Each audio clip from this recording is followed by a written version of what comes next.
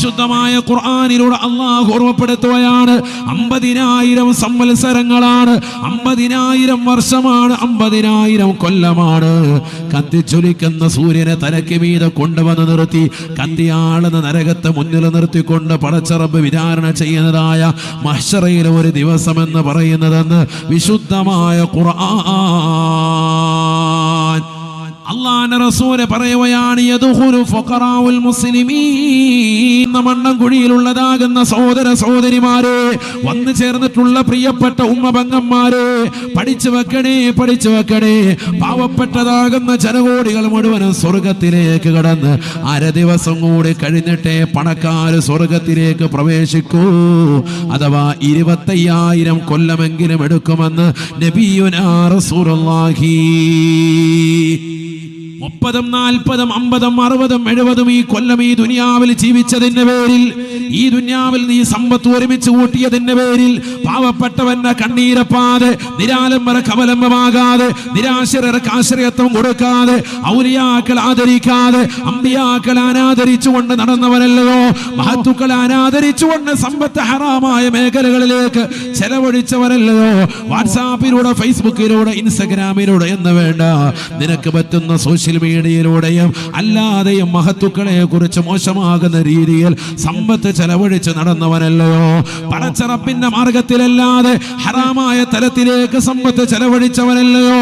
ആഖിറത്തിൽ അദാബാണ്, അദാബാണ്. പാവപ്പെട്ടതാകുന്ന ജനകോടികൾ മുഴുവനും സ്വർഗത്തിലേക്ക് കടന്ന് 25,000 കൊല്ലത്തിന് ശേഷമാണ് പണക്കാർക്ക് സ്വർഗത്തിലേക്ക് കടക്കാൻ കഴിയുക എന്ന് ഹബീബുനാ റസൂലുള്ളാഹി സ്വല്ലല്ലാഹു അലൈഹി വസല്ലം. അല്ലാഹു നമ്മളെ കാക്കുമാറാവട്ടെ.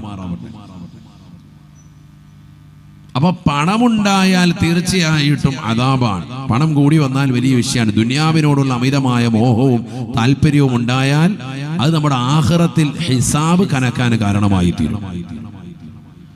അതുകൊണ്ടല്ലേ വെള്ളിയാഴ്ച ദിവസം 2ാമത്തെ റക്അത്തിൽ സുമ്മ ഇന്ന അലൈനാ ഹിസാബഹും, അവരുടേതാകുന്ന ഹിസാബ് നമ്മുടെ മേലാണ് എന്നർത്ഥം വരുന്ന ആയത്ത് ഓതുമ്പോൾ നമ്മൾ എല്ലാവരും എന്തു പറയും? അല്ലാഹുമ്മ യസ്സിർ അലയ്യ ഹിസാബി, അല്ലാഹുവേ എന്റെ വിചാരണ നീ എളുപ്പമാക്കി തരണേ അല്ലാ, നീ എളുപ്പമാക്കി തരണേ അല്ലാ. കാരണം മഹ്ശറിൽ ഒരു വ്യക്തിക്ക് ഹിസാബ് കനത്താൽ, മന്നൂഖിശൽ ഹിസാബ് ഉദിബ, ആരൊരുവനെ വിചാരണ കനത്തോ അവൻ അദാബിലാകുമെന്ന് നബിയുനാ റസൂലുള്ളാഹി. പ്രത്യേകിച്ച് സമ്പത്തിന്റെ വിഷയത്തിൽ അല്ലാഹു നമ്മളെ കാക്കുമാറാവട്ടെ. അതുകൊണ്ട് വലിയാകാനുള്ള പരിശ്രമങ്ങൾ ഓവറാക്കണ്ട, കാര്യങ്ങൾ നടന്നു പോയാൽ മതി എന്നാണ് ഞാൻ പറഞ്ഞു വന്നതിന്റെ അർത്ഥം. അല്ലാഹു തൗഫീഖ് നൽകട്ടെ. വലിയ ധനാഢ്യനാകുക, കോടിക്കണക്കിന് സ്വത്ത് എനിക്ക് വേണം, എനിക്ക് ഈ ദുനിയാവിൽ പാവപ്പെട്ടവനെ അടിച്ചമർത്തപ്പെട്ടു. ദലിത് സമൂഹവും പിന്നോക്ക വിഭാഗത്തിലുമുള്ള ഒരുപാട് പാവങ്ങൾ ഈ ഭൗതികമാകുന്ന ലോകത്ത് ആസ്വദിക്കാതെ, ഭൗതികമാകുന്ന ലോകത്ത് ആസ്വാദനങ്ങളുടെ തിരമാലകൾ തീർക്കാതെ ഒരുപാട് പ്രയാസങ്ങൾ സഹിച്ചുകൊണ്ട് നെരിപ്പോടുകൂടിയുള്ള ജീവിതം നയിച്ചു. നല്ല ഒരു വീടില്ല, നല്ലൊരു വാഹനമില്ല, നല്ലൊരു വസ്ത്രമില്ല. ഒരു പുതിയ പെരുന്നാൾ വരുമ്പോ ആ പെരുന്നാളിന്റെ സുദിനത്തിൽ അണിയത്തക്ക വിധത്തിലുള്ള മാന്യമായ ഒരു വസ്ത്രവിധാനം പോലുമില്ലാതെ പ്രയാസം അനുഭവിച്ചതാകുന്ന പാവപ്പെട്ടവന് പിന്നെന്ത് നീതിയാണുള്ളത്?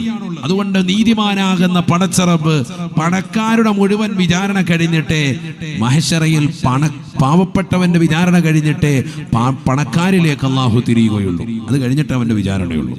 ദുനിയാവിൽ ചിലപ്പോൾ നീ മജിസ്ട്രേറ്റിനെയും കോടതി മുറികളെയും വക്കീലിനെയും പോലീസ് ഉദ്യോഗസ്ഥരെയും ഒക്കെ വിലക്കെടുത്തിട്ടുണ്ടാവും. എന്റെ വിചാരണ വേഗം കഴിയണം കേട്ടോ, ആ ഹാജിയാറെ എന്നെ കഴിച്ചേക്ക്, ഹാജിയാറുടെ ആദ്യം വിളിക്ക്, വേഗം തന്നെ വിളിച്ച് ഹാജിയാറെ വേഗം തന്നെ കോടതിയിൽ നിന്ന് ഇറക്കിപ്പോയി. മഹ്ശറേ അതൊന്നും നടക്കൂല. റബ്ബിന്റെ മുന്നിൽ ഈ പൈസയ്ക്കൊന്നും ഒരു വില പോകൂല. അള്ളാഹു നമ്മളെ കാത്തു സംരക്ഷിക്കുമാറാവട്ടെ. അതുകൊണ്ട് മനസ്സിലാക്കി വെച്ചോ, നിസ്സാരമായ കാര്യമല്ല. നബിയുനാ റസൂലുള്ളാഹി സ്വല്ലല്ലാഹു അലൈഹി വസല്ലമ തങ്ങൾ പറയുകയാണ്, സമ്പത്ത് കൊണ്ട് അഹങ്കരിച്ചതാകുന്ന ഒരുപാട് പണച്ചാക്കുകൾ ഈ ദുനിയാവിൽ ഉണ്ടായിട്ടുണ്ട് സ്വഹാബ. അവരാരും ഒരിക്കലും ആഖിറത്തും കരഗതമാക്കാൻ സാധിച്ചിട്ടില്ല. അള്ളാഹുവിനെ ധിക്കരിച്ചുകൊണ്ട് ഭൗതികമാകുന്ന ലോകത്ത് ആഡംബരാസ്വാദനങ്ങളിൽ മുഴുകി ജീവിച്ചതാകുന്ന ഒരുപാട് ആളുകൾ കഴിഞ്ഞു പോയിട്ടുണ്ട് സ്വഹാബ. അവരാരും ആഖിറം കരഗതമാക്കാൻ സാധിച്ചിട്ടില്ല. അറിയില്ലേ നിങ്ങൾക്ക് ഫിർഔനെ എന്ന് നബിയുനാ ശഫീഉനാ റസൂലുള്ളാഹി